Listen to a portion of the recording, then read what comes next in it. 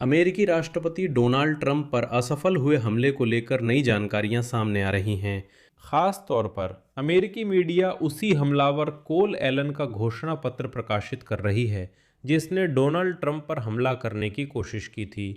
और पहले की रिपोर्टों के विपरीत, जिनमें खुद डोनाल्ड ट्रंप की भी बातें शामिल हैं, घोषणा पत्र में लगभग कोई राजनीतिक एजेंडा नहीं है। ये घोषणा पत्र मुख्य रूप से उस हमलावर के विचारों, हमले की रणनीति और परिचित व अपरिचित लोगों के लिए व्यक्तिगत संदेशों को समर्पित है। मैं याद दिला दूं कि वह इस संदेश घोषणा पत्र में शिक्षक था और अपने छात्रों को भी संबोधित करता है।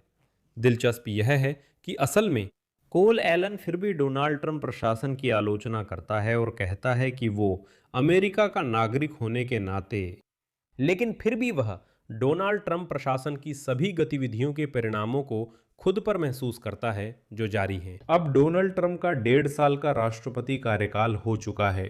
चलिए अब हम सब मिलकर इस घोषणा पत्र को पढ़ते हैं। मैं यूं कहूँगा, मैं भी आपके साथ इसे पहली बार पढ़ने जा रहा हूँ, इसलिए चैनल को सब्सक्राइब करें, इस एपिसोड को लाइक करें और एडवांस में इस वीडियो के नीचे अपनी टिप्पणी लिखें ताकि ज़्यादा से ज़्यादा दर्शक इस एपिसोड को देख सकें। मैं इस घोषणा पत्र को पूरा उद्धृत करूंगा, ठीक उसी तरह जैसा आज न्यूयॉर्क न्यू पोस्ट इसे प्रकाशित कर रहा है।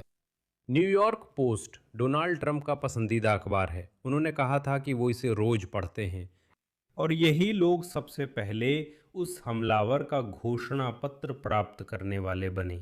और सूत्रों के अनुसार व्हाइट हाउस के संवाददाताओं के लिए डिनर पर हमले के आयोजन के आरोपी कोल एलन ने शनिवार के हमले से 10 मिनट पहले अपने परिवार के सदस्यों को एक विस्तृत पागल घोषणा पत्र भेजा था। 1052 शब्दों के पत्र में उसने गोलीबारी के दौरान लड़ाई के अपने नियम बताए और कहा कि वह डोनाल्ड ट्रंप प्रशासन के अधिकारियों पर हमला करना अपना नैतिक कर्तव्य मानता है। आगे मैं कोल एलन के घोषणा पत्र का उद्धरण देने जा रहा हूं, इसलिए आपको समझना चाहिए कि आगे जो भी होगा वो इस हमलावर की सीधी बात होगी, जिसमें मेरे कुछ अलग अलग टिप्पणियां भी होंगी। आज मैंने कई लोगों को चौंकाया, जिनके विश्वास को ठेस पहुंची। उनसे माफ़ी चाहता हूं।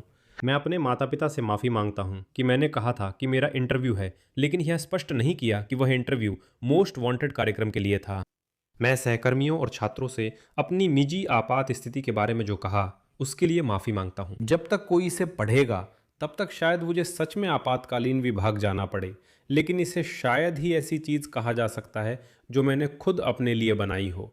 मैं उन सभी यात्रियों से माफ़ी मांगता हूं जिनके साथ मैं यात्रा कर रहा था, उन कर्मचारियों से जिन्होंने मेरा सामान संभाला, होटल के उन सभी अन्य लोगों से जो हमले का शिकार नहीं हुए थे और जिन्हें मैंने सिर्फ उनके पास रहकर खतरे में डाल दिया। मैं उन सभी से माफ़ी मांगता हूं जो इससे पहले हिंसा का शिकार हुए या मारे गए, उन सभी से जिन्होंने इससे पहले दुख झेला, मैंने ये कैसे किया, और उन सभी से जो मेरी सफलता या असफलता से परे पीड़ित हो सकते हैं। एलन लिखते हैं, मैं माफ़ी की उम्मीद नहीं करता, लेकिन अगर मुझे लक्ष्य के इतना करीब पहुंचने का कोई और तरीका दिखता तो मैं उसका इस्तेमाल करता। एक बार फिर मैं अपने दिल से माफ़ी मांगता हूं। अब बात करते हैं कि मैंने ये सब क्यों किया। यहीं से सबसे दिलचस्प हिस्सा शुरू होता है, वही जो मुझे वहां सबसे ज़्यादा छू गया। और आपसे माफ़ी चाहता हूं, ये कोल एलन का एक काफ़ी कड़ा, काफ़ी सख्त उद्धरण होगा, लेकिन ये डोनाल्ड ट्रंप के लिए है। उद्धरण।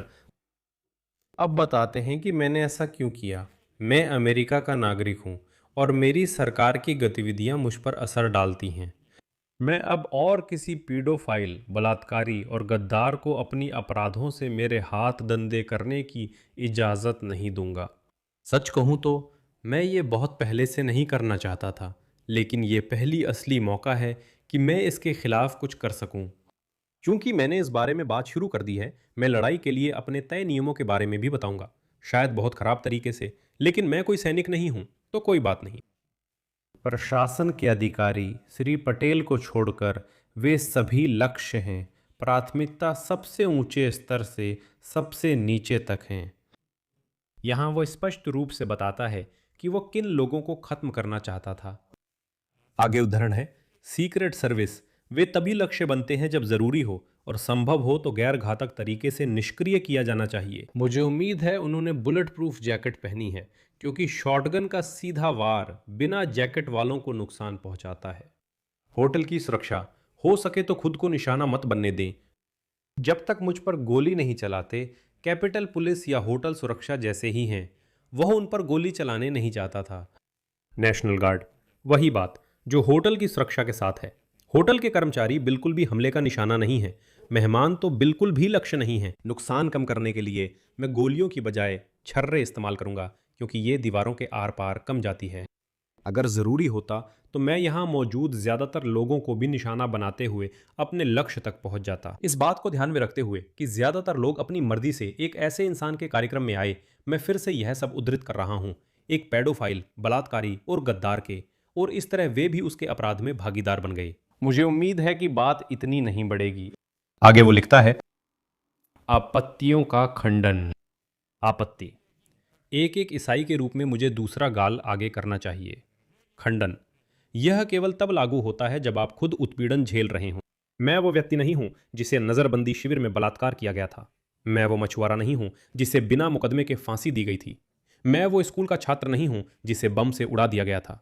न ही वो बच्चा जिसे भूखा मारा गया था, और न ही वह किशोरी जिसे इस राष्ट्रपति प्रशासन में कई अपराधियों द्वारा हिंसा का शिकार बनाया गया था। मैं कल्पना करता हूं कि जब कोई इन कोर्ट्स कोई उत्पीड़न का शिकार होता है तो दूसरी गाल आगे करना चाहिए। ये सही नहीं है, ये मसीही तरीका नहीं है, ये उत्पीड़क के अपराधों में सहभागिता है, जैसा एलन लिखते हैं।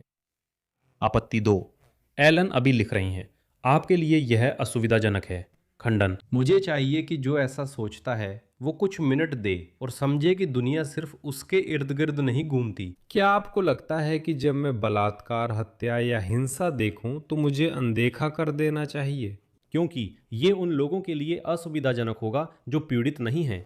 ये सबसे उपयुक्त समय था और सबसे अच्छा मौका था सफलता पाने का जो मैं सोच सकता था। आपत्ति 3, आपने उन सभी को ध्यान में नहीं रखा। खंडन, किसी न किसी से तो शुरुआत करनी ही होगी।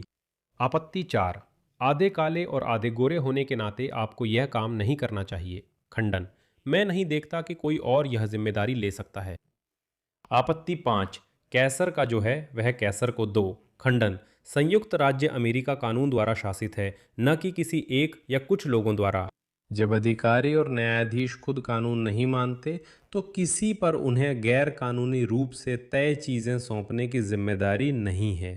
मैं कई लोगों के प्रति अपनी कृतज्ञता व्यक्त करना चाहता हूं, क्योंकि शायद मुझे फिर उनसे बात करने का मौका न मिले जब तक सीक्रेट सर्विस असाधारण रूप से अयोग्य ना हो। वैसे वो बच गया, उसे गिरफ्तार कर लिया गया है, लेकिन वो बच गया। आगे वो बोलता है, मैं अपने परिवार, निजी और चर्च परिवार दोनों, आपकी मोहब्बत के लिए 31 सालों में धन्यवाद करता हूं। अपने दोस्तों का भी धन्यवाद करता हूं आपकी सालों साल की मदद के लिए। मैं अपने सहकर्मियों का भी आभार व्यक्त करता हूं जिनके साथ मैंने काम किया। फिर वहाँ अपने छात्रों और जान पहचान वालों का धन्यवाद करता हूँ वगैरह। मतलब बहुत सारी धन्यवाद की बातें हैं।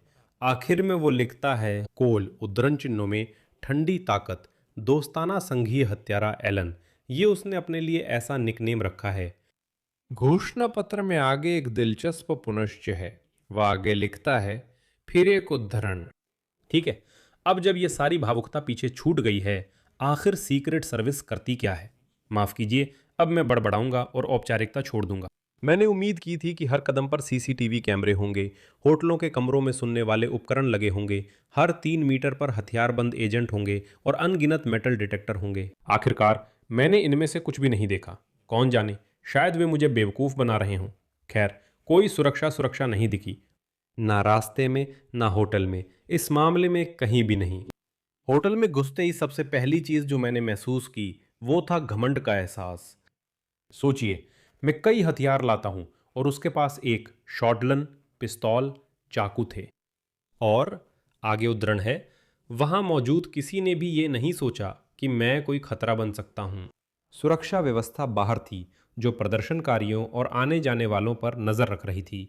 शायद किसी ने नहीं सोचा था कि अगर कोई एक दिन पहले पंजीकरण कर ले तो क्या होगा। प्रदर्शनकारियों के बारे में वो कह रहे हैं कि वाकई वॉशिंगटन हिल्टन होटल के सामने उन लोगों का प्रदर्शन था जो ईरान में युद्ध का विरोध कर रहे थे।